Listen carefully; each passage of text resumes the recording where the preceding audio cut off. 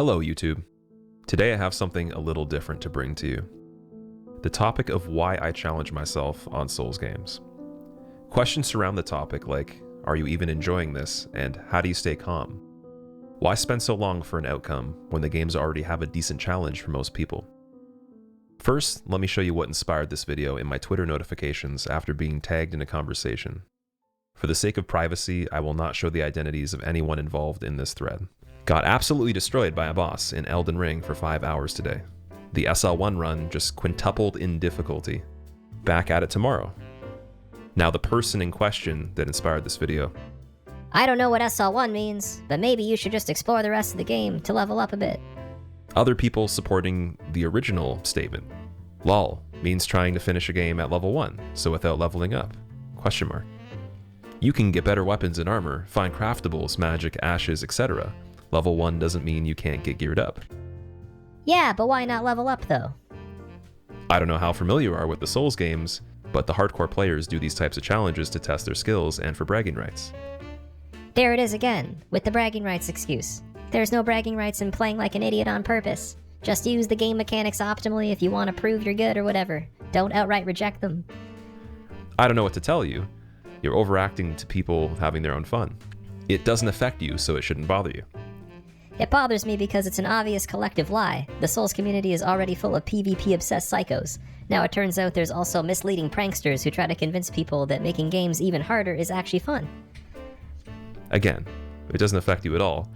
It's hard to believe, but people out there actually find Souls games easy, so these artificial restrictions make challenging and fun runs out of them. Really, man, don't worry about it, because it's not the end of the world.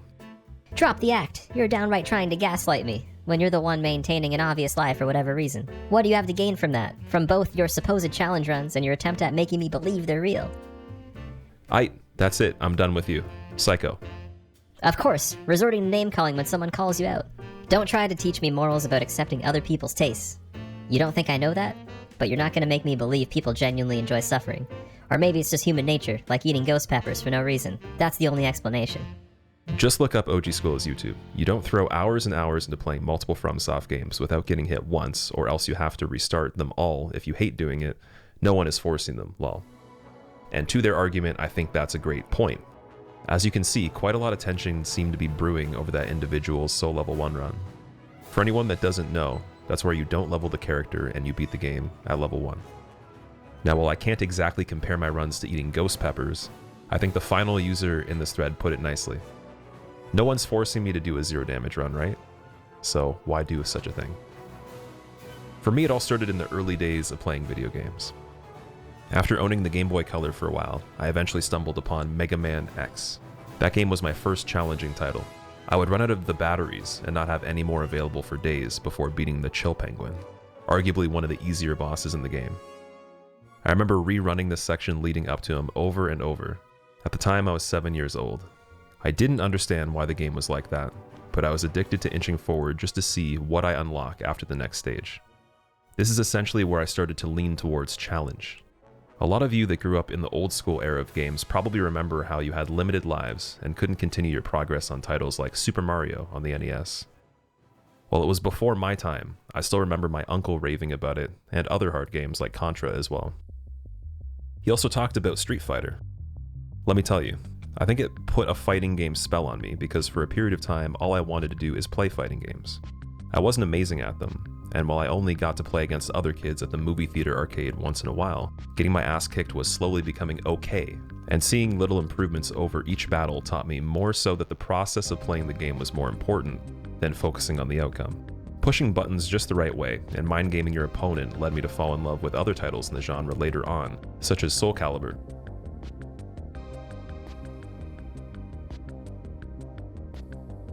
Smash Bros.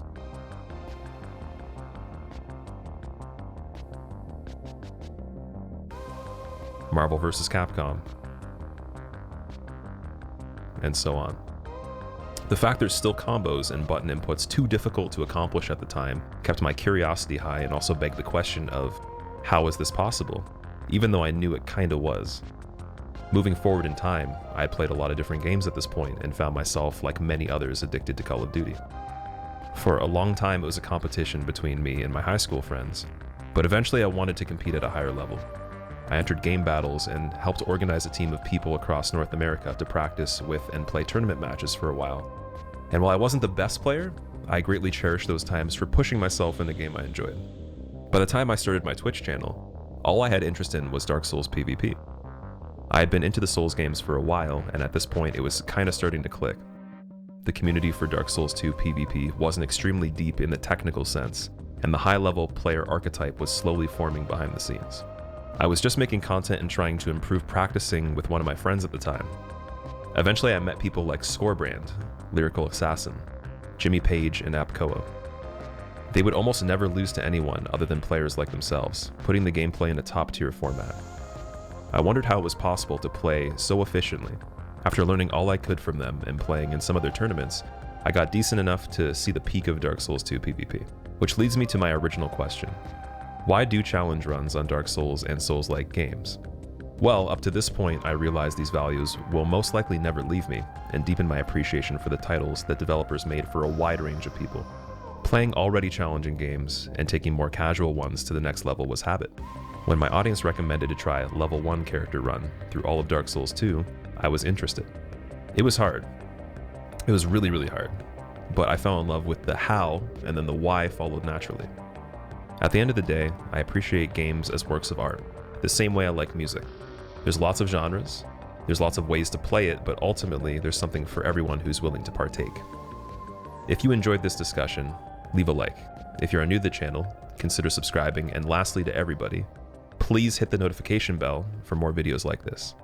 And please take care.